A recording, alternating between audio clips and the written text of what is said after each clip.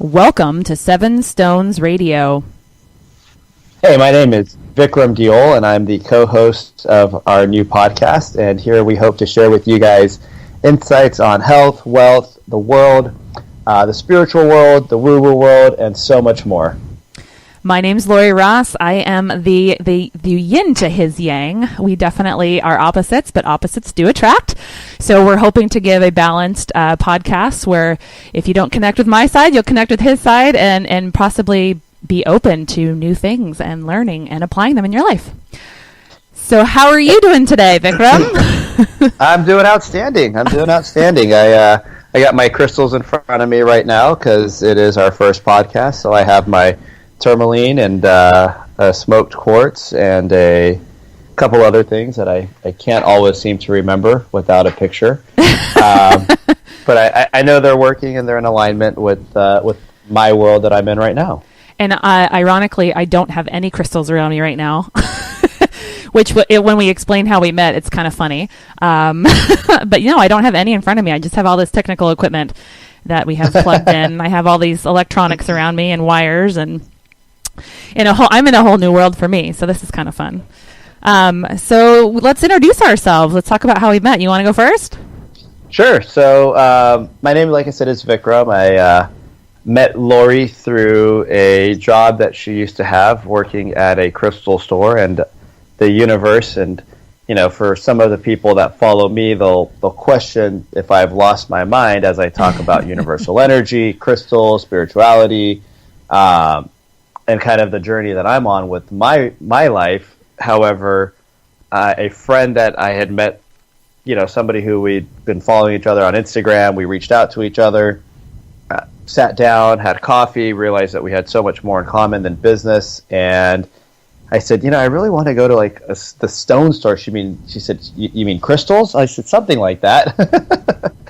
And she took me into your old store. I don't remember the name of it now. It's okay.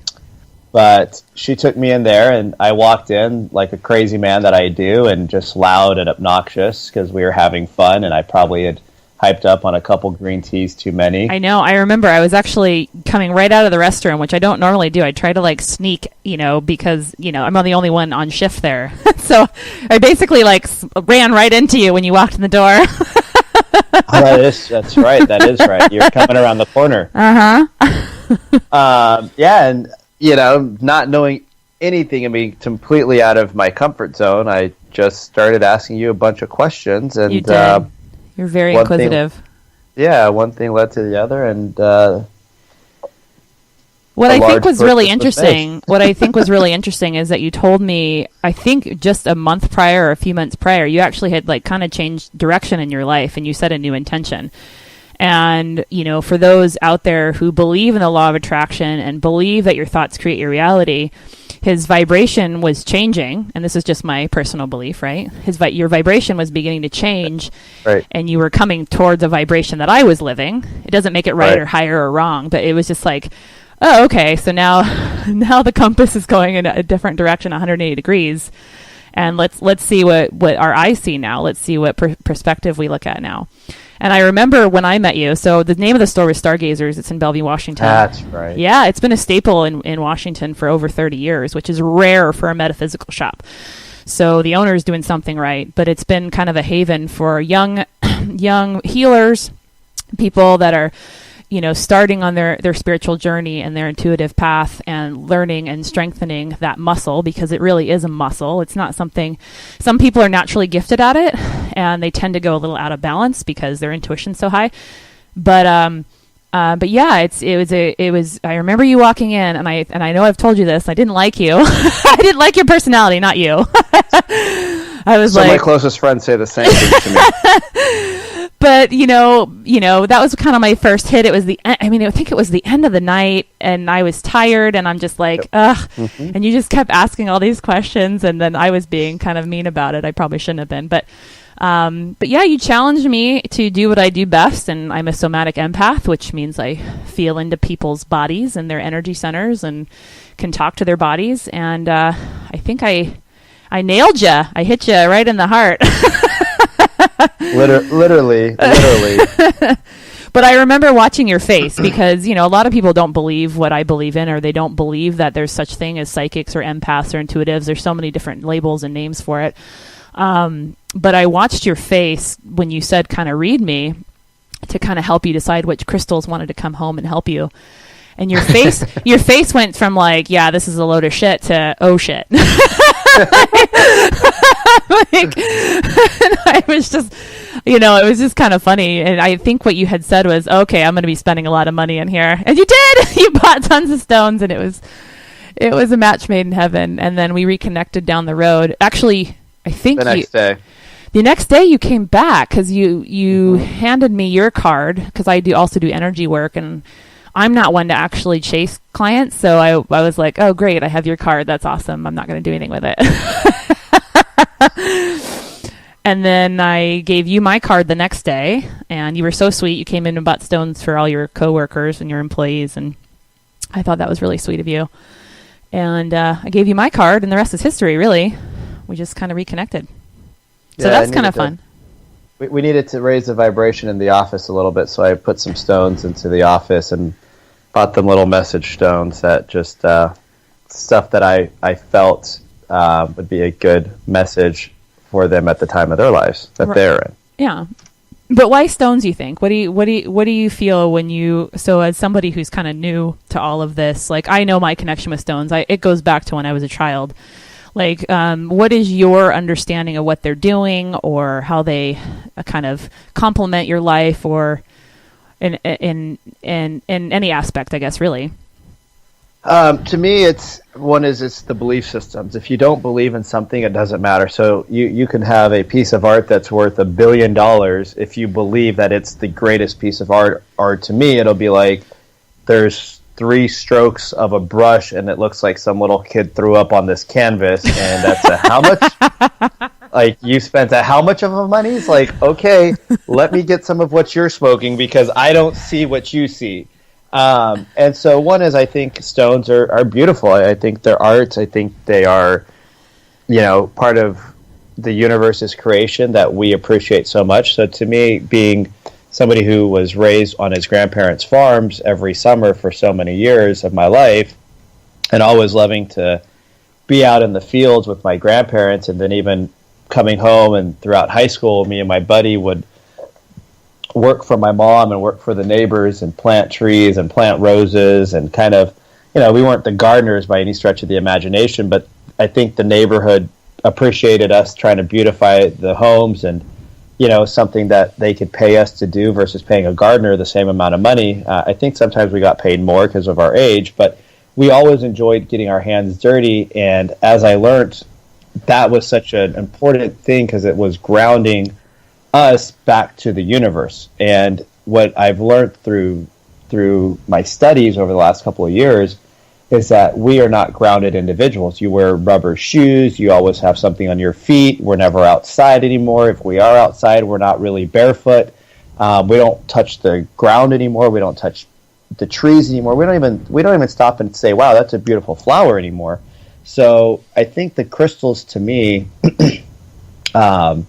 and the more I've researched them and the more I've learned about them, the more people I talk to, every time I pass a crystal store, I'm like, ooh, I got to go into the woo. But to me, there's something beautiful about, every piece I have that I'm looking at right now. Some of my stones are in the ground outside, grounding and cleansing, because that's what you're supposed to do with new stones.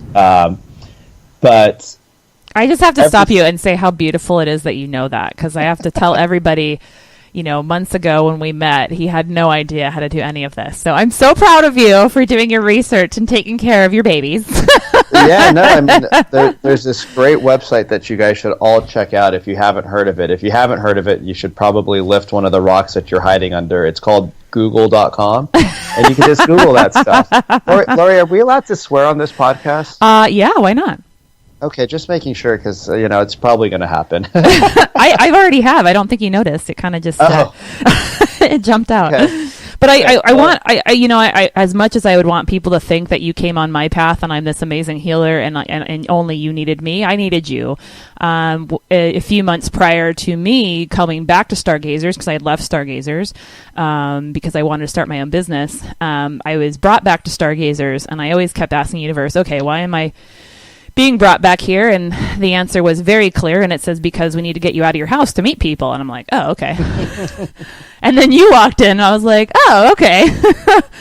And at the time, you were getting into business coaching and transformational coaching, and you had led me in many directions that have changed my even my thought process about how to make things more concrete, how to take things from a desire to actual physical manifestation. I was really good at that before, but meeting with you, I've actually gotten 10 times, 100 times better at it. And you really can't take away the spiritual part of the business, because, if the business is the legs, the spirituality is the movement. And so, they definitely go hand in hand. They are harmonized, and I just don't see them as separate. I see them as working together. So I'm excited for this. Yeah, no, definitely. It's, I think the reason why we work so well together is because we are so different, yet we are so similar. Yeah. So we come from different worlds, where I'm more on the business sense and the let's get things moving, let's move faster, let's make it bigger, let's make it better. Not that you don't do that, but it's... No, but I need the structure. There's no structure in this woo-woo world. There's really no rules. There's no, it's kind of like go with the flow. And then when I met you, I'll never forget, you hooked me up with this website. And the quote was, it was, those daily emails that we get that you linked me up to. And the quote was, the only thing that goes with the flow is a dead fish. And I was like... what does that mean? And I go, wait a minute. It's not about going with the flow, because if you go with everybody else's flow, then you're just going to be sucked into the vortex of whatever, right? You got to create your own flow. And I was like, so that's a huge lesson that you linked me up with, and you're teaching me. And so that's what I'm hoping, and I know I will do it. That's what we're doing with this podcast too, is we're creating our flow. And so I'm excited about that as well. And I know you wanted to talk about some things, because I know we don't want to go too late for everybody, but we're getting into this, and we want to talk about kind of the connection between not only because business is good business is a symptom of health and spirituality, and as someone that takes care of their body as much as you do and nourishes it and knows what it's like to be kind of on track with that and really disciplined, because when I met you, you were very disciplined, and I was very impressed, because I'm getting better at it, but you were one that was very disciplined about it. So I wanted you to kind of talk about that. Yeah, no, I mean, I've always had a passion for being healthy, and I think it stems from my dad. He's a family doctor, but he really believes in anti-aging and wellness. And he actually has a couple of naturopathic doctors who work for him in a couple of clinics that he has.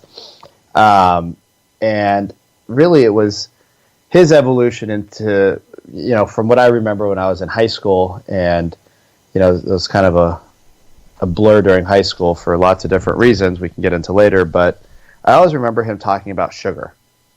And it was like, if you can limit your sugar intake, you can kind of eat whatever you want. And if you think about sugar, it's like carbohydrates that are simple carbohydrates that break down into sugar, and how they all break down. And so, as we transform and we talk about business and life and spirituality and, health and wellness and making millions and trillions and billions and gazillions of dollars to help people and help yourself, the first thing to me is always, do you have enough energy to have a high enough vibration to actually allow for everything that you want in your life to be attracted to you?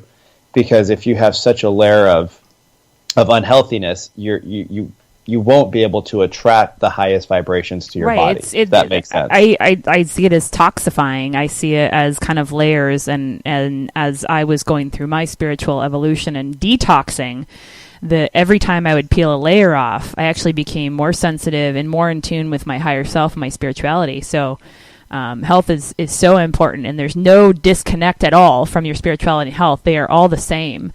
They work together. And so, sugar's not good for us. and natural sugar is good, though. I did a Facebook Live today, so if you guys want to follow me on Facebook, I'll be posting more stuff about kind of health and wellness, as well as other things that I'm experiencing in the moment to share my journey with people. I think that the sharing of our lives and the sharing of our moments I hate to use the word authentic, but just being real, like cut the bullshit out and just be real with people about what's going on. One is it's a great teacher to myself, but also I feel there's a social responsibility that we have to share the knowledge that we're being presented. So I did a 15 or 20 minute Facebook this morning talking about health and wellness. So if you guys want to catch that, it's on my Facebook under my name, Vikram DEOL. And just to go back to the sugar, we're talking about like processed sugar, not like natural sugars. Is that what we're talking about? Sugar is sugar to me. Okay. Refined sugar is obviously worse than your natural sugars. I mean, I put honey in my tea. I think there's a lot of healing properties that comes from honey due to the way that it's made. However, I don't do it every day, and I try to actually avoid sugar at all costs. I'm not perfect, so I do enjoy eating some sweets here and there. However, I try to eat sweets that are more natural. Come on. I thought you were perfect. Oh, yeah, no. I come across as perfect, don't I? It's the crystals that make me perfect. No, it's good for Instagram, right? Getting pictures taken with crystals. I actually, if you go to my Instagram page, I actually like showing pages. I'm just shamefully plugging my social media right now. But I like to post pictures where they're not perfect. One of my friends was talking about how she watched somebody take like 300 pictures to post one, and she had to go through every single one of them and critique them. And it's just, to me, that just is a critique of you're constantly critiquing yourself through that process, and you're telling yourself you're not perfect 299 times. So what is she also said that person was really arrogant and really conceited and just completely full of herself, and she didn't seem like a happy human being. And I mean, how could you be happy if you're constantly telling yourself that that's not good enough, that's not good enough, I'm not good enough, I'm not good enough. All your brain hears is I'm not good enough. Right. So you have to detoxify that out on top of all the other stuff that you're putting into your body. Right. And we are full of chemicals. I mean, we are so full of chemicals, from the cleaning products to the pesticides on our food to the way that our food is made. I mean, the way that eggs are made, the way that our dairy's created. Don't get me started on dairy. We don't have enough time. We just don't have good nutrients in our body, and that's the building blocks of our foundation. Right. And I always go back. I love cars. If any of you guys watch this, have nice cars, please call me and let me drive them, because I love old cars, new cars, ugly cars, beautiful cars. I just love cars. But the faster they are and the sexier they are, the more I love them. If you had a Ferrari or a Lamborghini or a Porsche, or pick your supercar, you wouldn't put shitty gas in it. You wouldn't put the cheapest gas in there, because you're like, no, this is an expensive car. Well, your body is worth more than that car will ever be worth. There's no car in the world that's worth more than your body, but yet the food we put into it is some of the lowest grade gas you can put into it. Right. And you're right. It definitely is not just what we put in. It's what we think. It's what we surround ourselves with. It's the people we surround ourselves with. And, when you talk about these people that, have all these negative traits, it could be just because they're so toxic, and they don't realize that they're so toxic, and they're living life through these filters that are, that desensitize us, that keep us disconnected from everything. And it's really about choosing things that are not only the highest grade, but also very nourishing. So nourishing thoughts, nourishing food. I am one that does not avoid natural sugar. But, yeah, once I've learned to kind of reprogram my body to only accept the higher grade stuff, you actually become so sensitive to the processed, to the refined sugar, to the crappy food, that it won't actually accept it anymore. You'll get really, really sick. So it's interesting to watch kind of how your body reprograms itself to only then accept the good people in your life, to only accept the good thoughts, and then you start to catch yourself even more when you're thinking those pity party thoughts, which I've been known to do recently.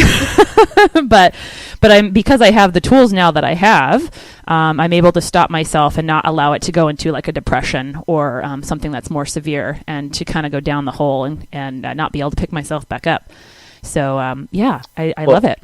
Well, talking about the sensitivity, I have become so sensitive to bad food that my body, as I eat it, wants to eliminate it instantly. Yeah. And I think we all know what that means. And so literally, like, I'll eat something that my body's like, get this out of you right away. And I'm literally like running to the restroom 20 minutes later. It's like, let's go, get this out, get this out, get this out. And I have high mercury poisoning. I actually have mercury, aluminum.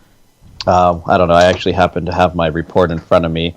Arsenic. So I have some super, super crazy chemicals in my body because I'm kind of an extremist, and it's like there's a moderation in life and there's a balance, but you have to know where you're starting at. If you think of yourself as a GPS, right? If you don't know where you start, how do you know where you're supposed to go? Right. I'm going to be there in 40. Well, actually, I don't even know where I'm at, so I can't tell you how I'm going to get to my destination if I don't know where I'm starting at. So we really have to spend time and energy to go to a doctor and get blood tests taken and get an analysis of our heavy metals, to get analysis of our vitamin levels, to get an analysis of where our cholesterol is at, because these are things that are really important so that you can sit down with somebody who, I love the medical world, don't get me wrong. My dad's a family doctor. My cousins are doctors. My little brother's going to become a doctor. I don't necessarily love Western medicine, though. And in this country, we practice more Western than worldwide medicine or Eastern medicine. And we don't really look at what causes us to get ill. We just figure out how to stop the symptoms, and then it happens to get worse and worse and worse. And we've started to slowly shift. A lot of doctors, like my dad's on the leading edge of stuff, and I always tell him he should have his own podcast and he should have his own TV show, because he's so progressive. Sure. In a world where people are starting to finally talk about things. But we really need to go out and take a look at where we're at, and then you can't necessarily talk to your doctor that took the test.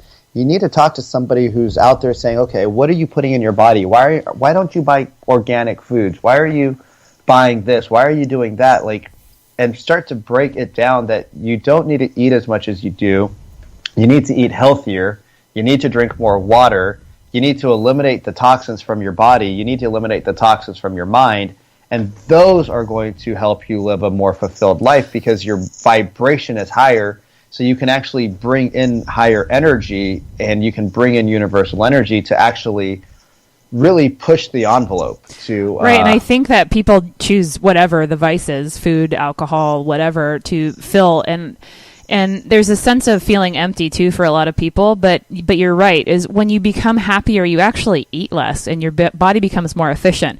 And I know that you're a big fan of biohacking. I don't know too much about it. I haven't, but I know that for me, that when I am happier, I actually eat less, and my body actually uses its nutrients more efficiently. It doesn't just kick it out and then want more. It actually will slow down, and actually, you get more protein, you get more of the nuts, you get more of, it's not trying to process so quickly. But I don't know if you want to talk about a little bit. You've done a little bit of the biohacking, haven't you? Yeah, I mean, like I said, I've been so blessed in life to be exposed to so many things, from hyperbaric oxygen chambers to, machines that you can work out for 10 minutes and it feels like a 90-minute workout.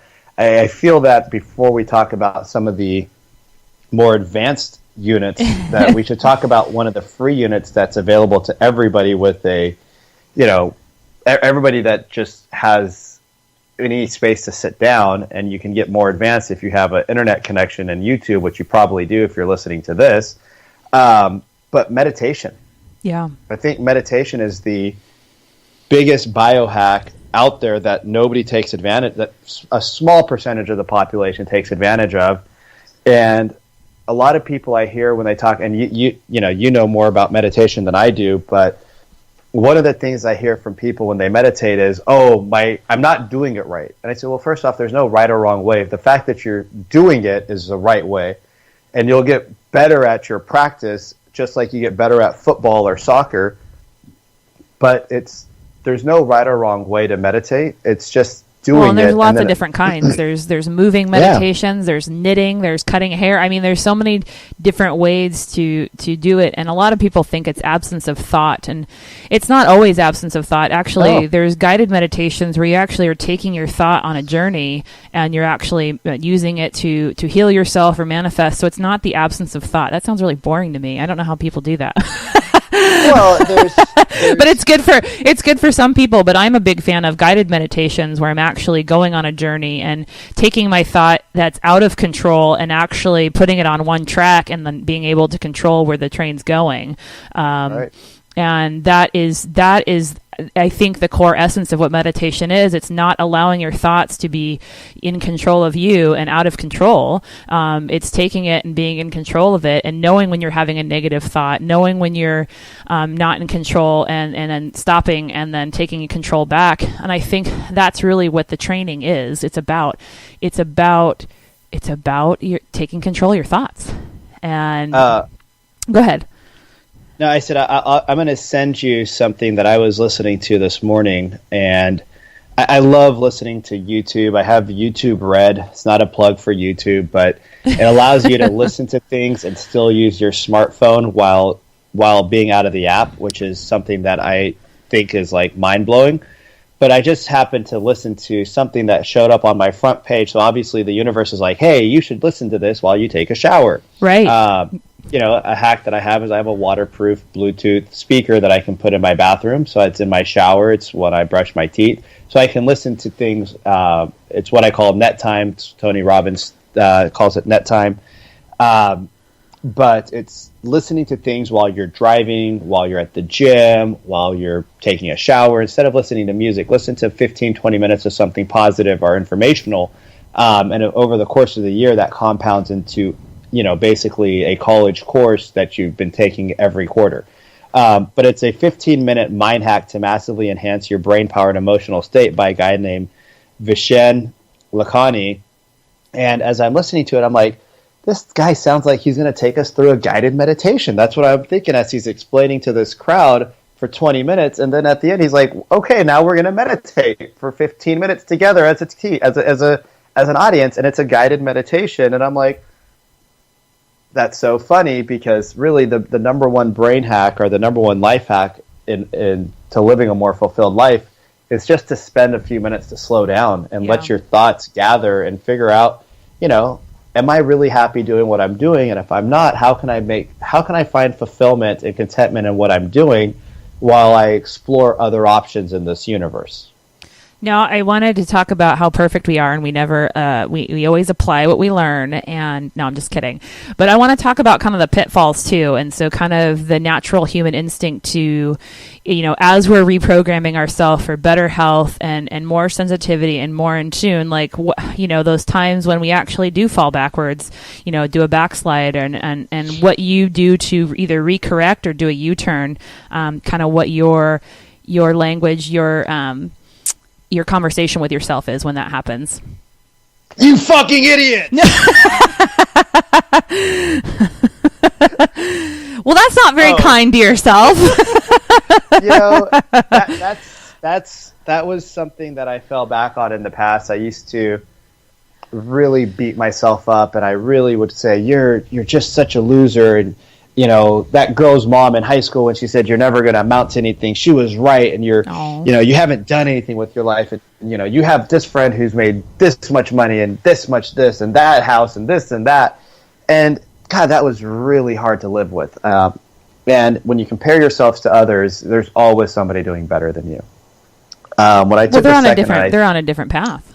Yeah, and there's nothing right or wrong with it, Right. and they might be super happy, which is awesome, and I applaud them.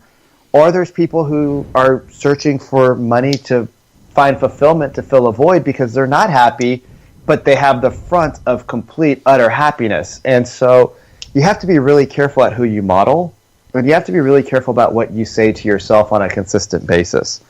And one of the things that I would say is when I sit down and I just stop and I say, okay, why am I not feeling happy about this, or why am I not doing this? You have to really dig into the deeper, what is causing this? Why is this way? And am I the first person to ever feel this or go through this? Probably not.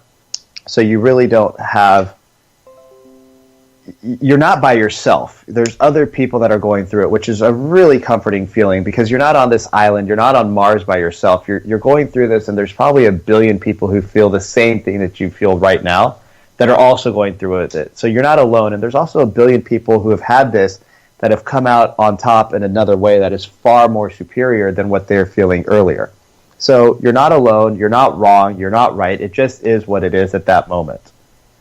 And understanding that, I feel, really allows you to be open with yourself instead of critiquing yourself. Right. And I think it's totally fine to do a U-turn, because, I try to figure out, not only trying to, not why so much, but like kind of associate what are my triggers, am I doing certain things around certain people? Are these people, going to be healthy for me and nourish me?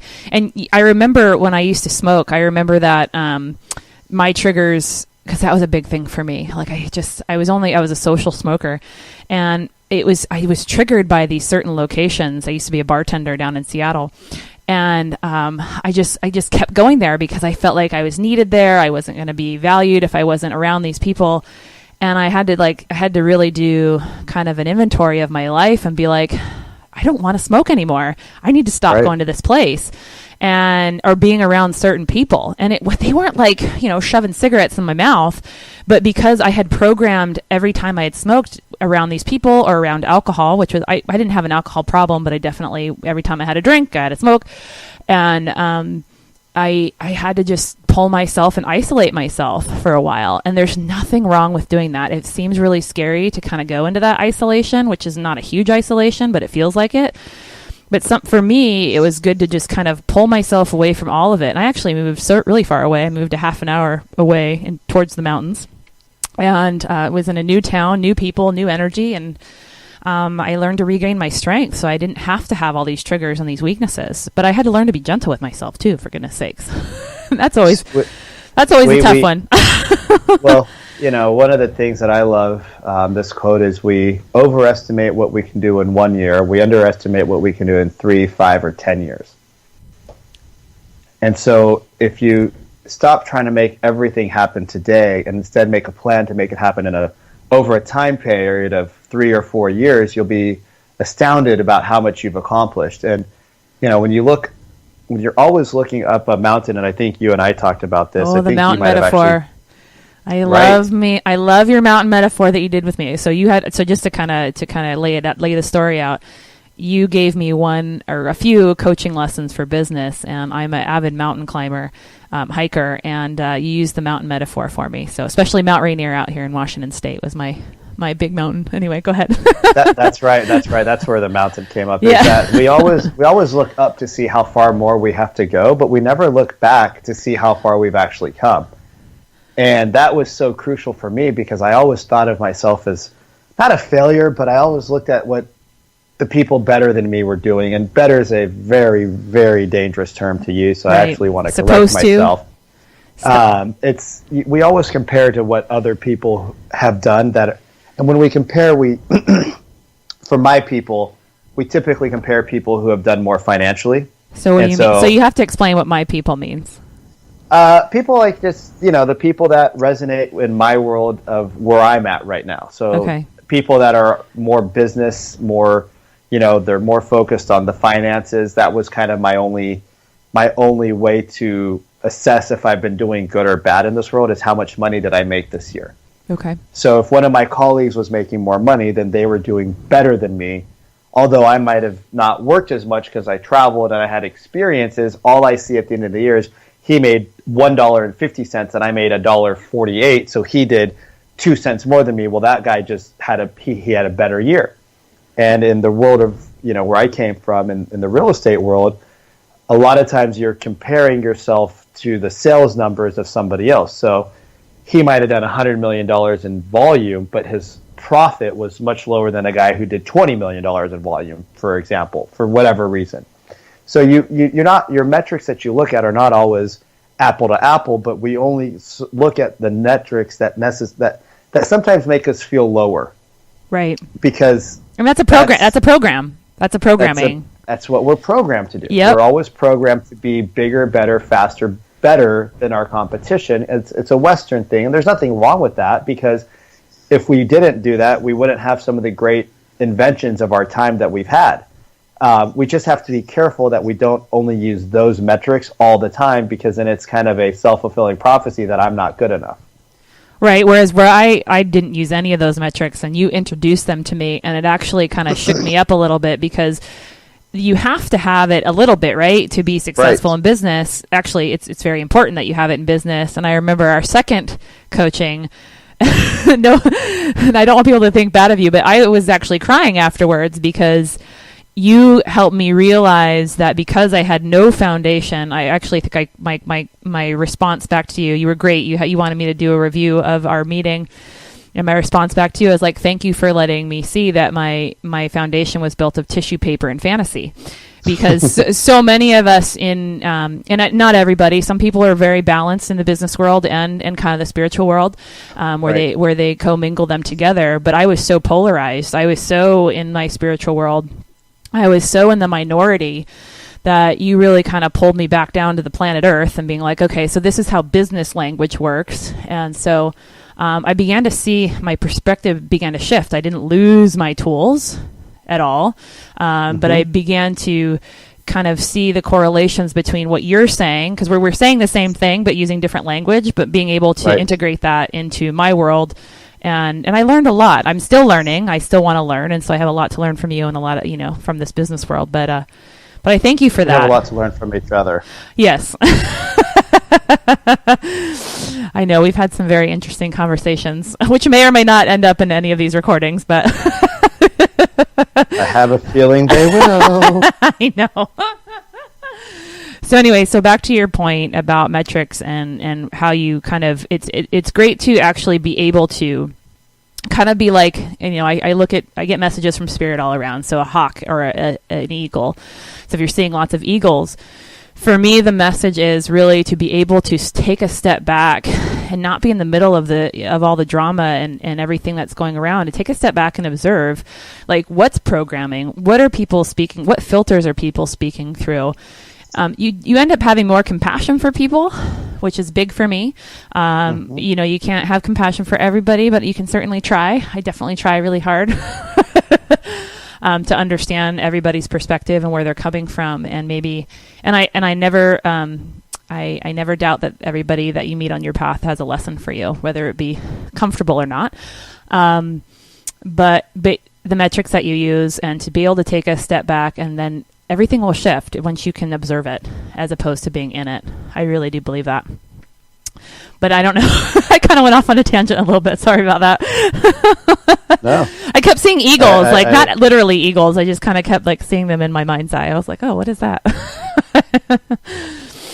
Yeah, and I don't see things in my mind's eye like you do. I don't feel the crystals. I've actually worn crystals on my neck that my grandma gave me since high school. So I've actually worn a couple of stones, and I don't ever feel them. Well, you have. I've done sessions on you where I remember you said that you felt certain ones that I've put on you. I felt something different. So I guess they don't speak to me in the way they speak to you guys, No. But not yet. And so if you are, not feeling something with the meditation, again, I'm a big fan of journaling and meditation. And this is where I kind of beat myself up right now. I'm like, well, I haven't done it a lot in the last couple of weeks. And so I was about to beat myself up, and you caught yourself though. Good job. you have to create the space and openness for yourself to do things. And when something doesn't go the way you planned it, just say, okay, I recognize it. I accept it. I forgive myself for it. And here's what I'm going to do to move forward and do the things that I want to do, that I've planned to do, and know why you want to do them too. Don't just do it. Don't just start meditating because I said to meditate. No, start meditating because you know that it's going to positively affect some part of your life, or you think it will, and then give it a solid run. Don't just do it for a day and be like, well, I tried it for one day and it didn't work. Well, most people try the gym for one day and it doesn't work, and that's why we're such an obese country. The visual I always get is like a cog that's spinning one way, and it's been spinning one direction for so long it's all rusty, and that's all it knows to do, and you're literally having to stop this cog what's in the big wheel, or the big watch of life, and completely de-rustify it, detox it, and get it spinning in the other direction. It's like it takes more than one day. It takes a lifetime to do that.